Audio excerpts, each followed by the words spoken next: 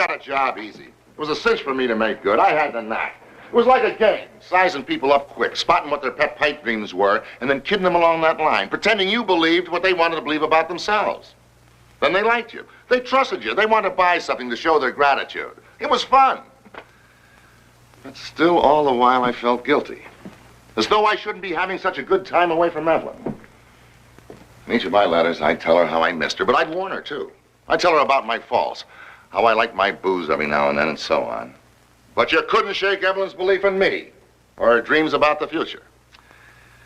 And after each one of her letters, I'd be as full of faith as she was. So when I got enough saved to start us off, I sent for her and we got married. Christ, wasn't I happy for a while. And wasn't she happy? I don't care what anybody says. I'll bet there were never two people that loved each other more than me and Evelyn. Not only then, but ever afterwards. In spite of everything I did. Well, it's all there to start. Everything that happened afterwards. Well, I never could learn to handle temptation. I'd want to reform and mean it. And I promise her, and I promise myself, and I believe it. I'd even tell her, it's the last time, Evelyn. And she'd say, I know it's the last time, Teddy. You'll never do it again. And that's what made it so hard. That's what made me feel like such a rotten skunk. Her always forgiving me. My playing around with women, for instance, it was just a harmless good time to me. It didn't mean anything, but I'd know what it meant to her. So I'd swear to myself, never again.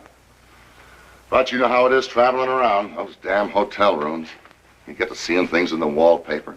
I get so damn bored, so lonely and homesick. But at the same time, sick of home. I'd feel free. I want to celebrate a little. Well, I never drank on the job, so it had to be dames. Any tart. What I'd want was some tramp that I could be myself with without being ashamed. Someone I could tell a dirty joke to and she'd laugh. Gee.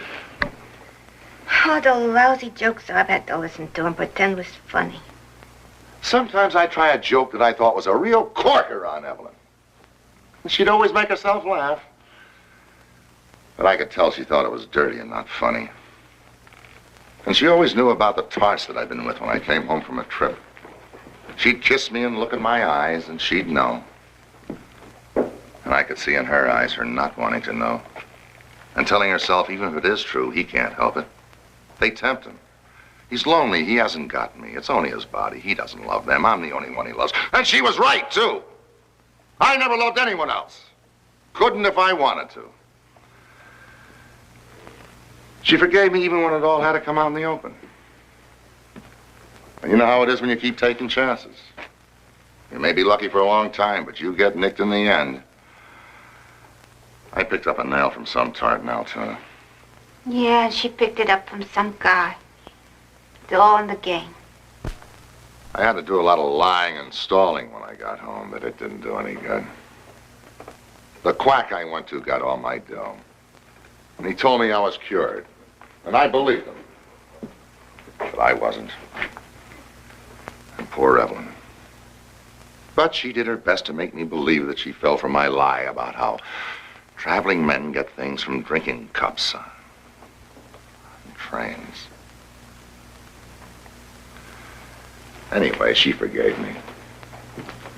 The same way she forgave me every time I show up after a periodical drunk. And you all knew what I looked like after one of those. You saw me. Like something lying in the gutter that no alley cat would lower himself to drag in. Something they threw out of the DT ward at Bellevue, along with the garbage. Something that should be dead. But isn't.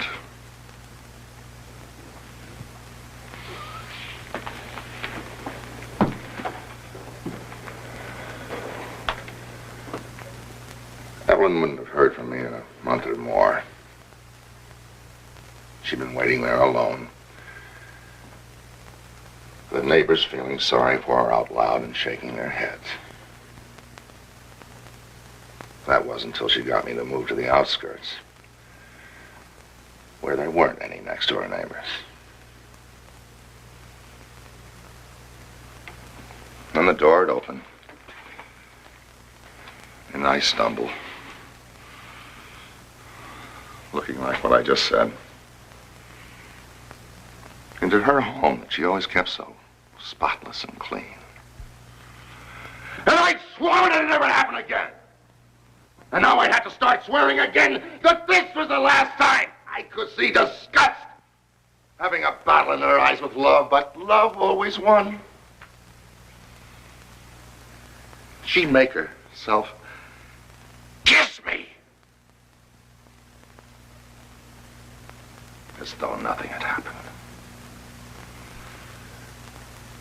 As though I'd just come home from a business trip. She'd never complain or bawl me out. Christ, can you imagine what a guilty skunk she made me feel? If only once she admitted that her pipe dream about tomorrow and my behaving myself would never be any good, but she wouldn't. She was stubborn as hell. Once she set her mind to anything, you couldn't shake her faith that it had to come through tomorrow.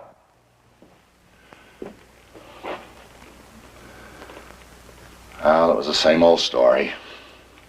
Over and over for years and years. And it kept piling up inside her and inside me. God, can you picture what I made her suffer? And all the guilt that she made me feel? And how I hated myself? If she only hadn't been so damn good. If she'd been the same kind of wife that I was a husband. God, sometimes I used to pray that she'd... I'd even say to her, go on, why don't you, Evelyn? Serve me right, I wouldn't mind, I'd forgive you. Of course, I'd pretend I was kidding.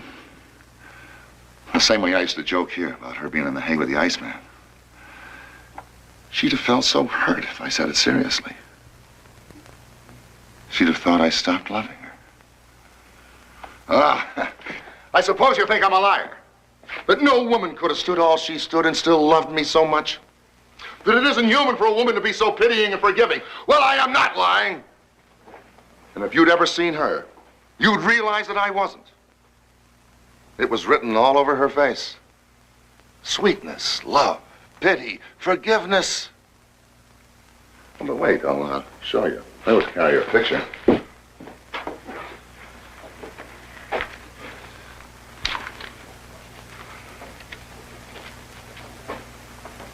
No, I'm forgetting. I tore it up afterwards.